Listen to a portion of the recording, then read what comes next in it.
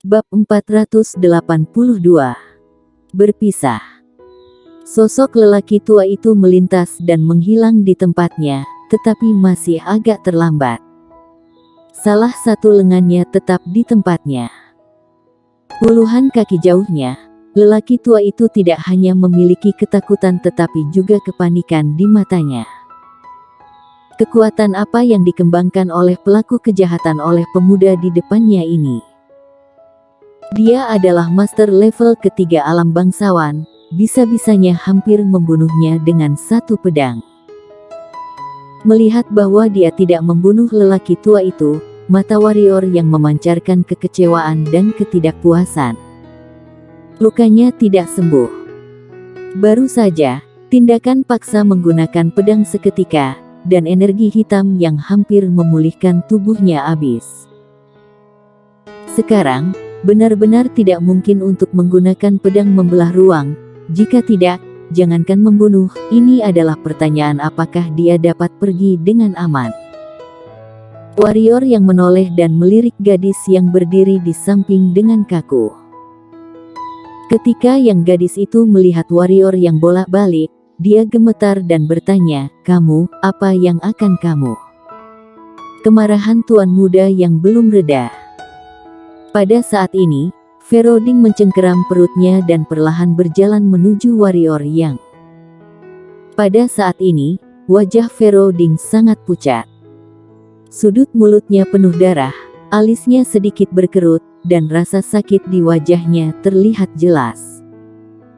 Untuk orang seperti itu, apakah pantas untuk mempertaruhkan nyawamu sendiri? Warrior yang bertanya. Feroding menggelengkan kepalanya dan berkata, "Aku dibesarkan oleh ibunya. Ibunya memperlakukanku seperti putrinya sendiri.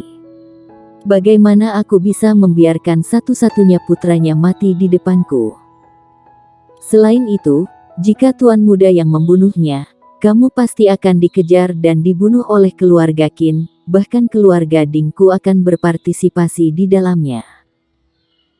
Aku tahu tuan muda yang tidak takut, tetapi tuan muda yang pernah berpikir, jika sampai pada titik seperti itu, bagaimana kita berdua berbicara tentang kerja sama? Selain itu, tuan muda yang juga sama saja dengan mendorong keluarga Dingku dan keluarga Qin kepada Julian Luo.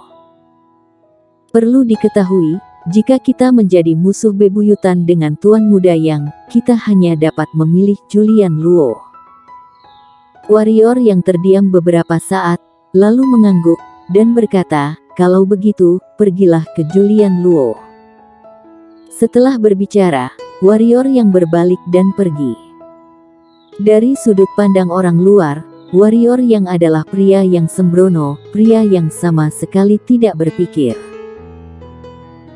Karena dia tidak tahu bagaimana berkompromi, dan tidak tahu bagaimana cara mengatasinya. Sama seperti sebelumnya, jika dia tidak mengambil tindakan terhadap Benny Qin, selama dia sabar, maka dia bisa bersekutu dengan keluarga Ding, tidak perlu berhubungan buruk dengan keluarga Ding. Seperti setiap orang, 99% dari mereka akan memilih untuk menjadi kecil dan tidak merusak rencana.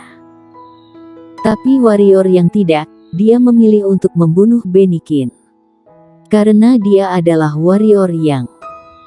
Bagi warrior yang, apa yang hatinya pikirkan, dia akan melakukannya, dan apa yang dia pikirkan saat itu adalah membunuh pihak lain. Mengapa harus menyusahkan diri sendiri untuk orang lain? Adapun keluarga Ding dan keluarga Qin yang berlindung di Julian Luo, baginya, itu benar-benar tidak terlalu penting. Terhadap apa yang disebut sekutu, tidak masalah jika dia tidak memilikinya. Karena dia hanya percaya pada dirinya sendiri, hanya kekuatannya sendiri yang menjadi raja. Kalau tidak, bahkan jika ada lebih banyak sekutu, itu tidak berguna. Tidakkah kamu melihat bahwa si pengembara membunuh istana kerajaan Dinghan seorang diri? Apakah si pengembara pada waktu itu memiliki sekutu? Tidak. Feroding berhenti diam di tempat. Dia tahu bahwa warrior yang akan membunuh Benikin. Bisakah dia menghentikannya? Mungkin bisa, tapi jika dia berhenti, dengan karakternya, warrior yang pasti tidak akan melepaskan keluarga Ding, kan? Apakah dia dan keluarga Ding benar-benar ingin berlindung pada Julian Luo? Dan bisakah Julian Luo benar-benar menekan Kaisar Pedang? Jika penindasan tidak dapat dilawan, maka keluarga Ding akan berada di tempat di mana tidak bisa memulihkan diri. Keluarga Ding tidak boleh mengikuti Kaisar, kalau tidak pasti akan menghadapi bencana besar di masa depan. Pikiran Fero Ding menggemakan apa yang dikatakan Tino Xiao. Dia masih percaya apa yang dikatakan Tino Xiao. Karena kata-kata Tino Xiao, keluarga Dingnya lolos dari bencana. Apalagi nenek moyangnya masih memiliki persahabatan dengan Tino Xiao dan tidak mungkin pihak lain membohongi keluarga Dingnya.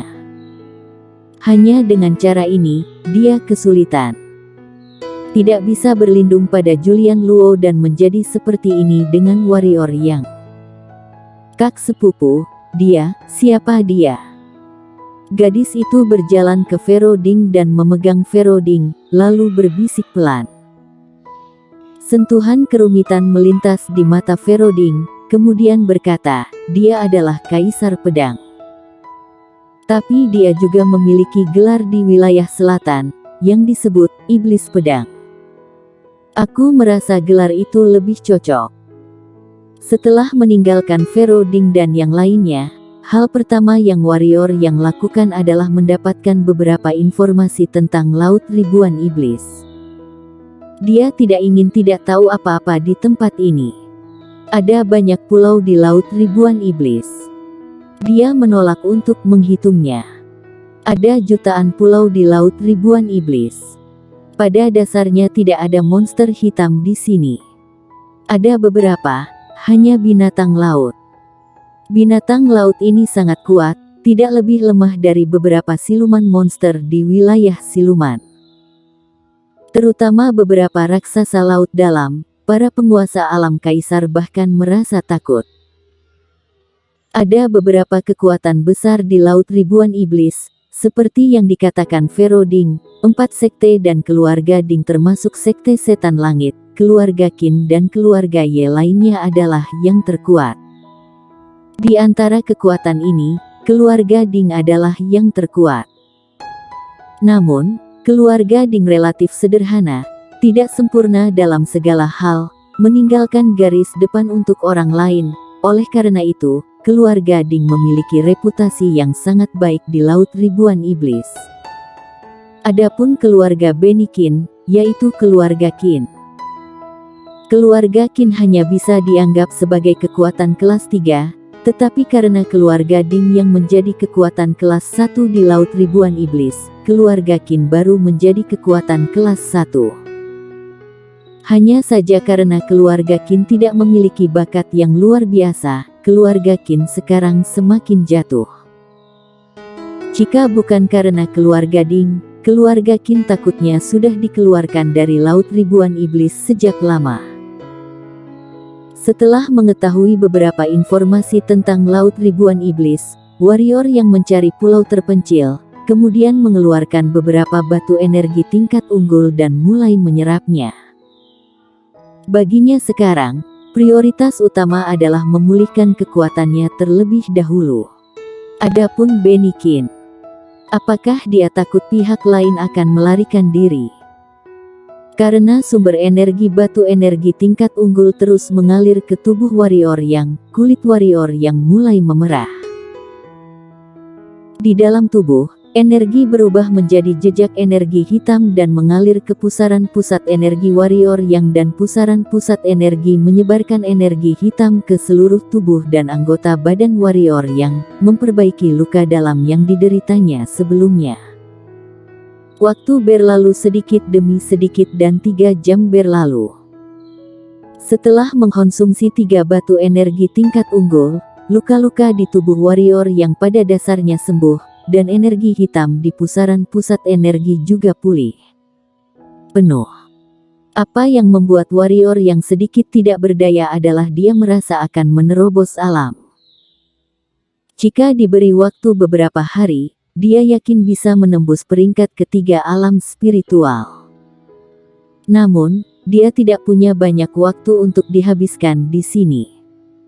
Setelah mengambil napas lembut, warrior yang berdiri, kemudian menjauh, berkedip ke kejauhan. Arah itu adalah arah keluarga Qin. Meskipun dia tidak ingin membuang waktu di laut ribuan iblis ini, tetapi jika tidak membunuh Benny Qin itu, dia benar-benar kesal. Bersambung.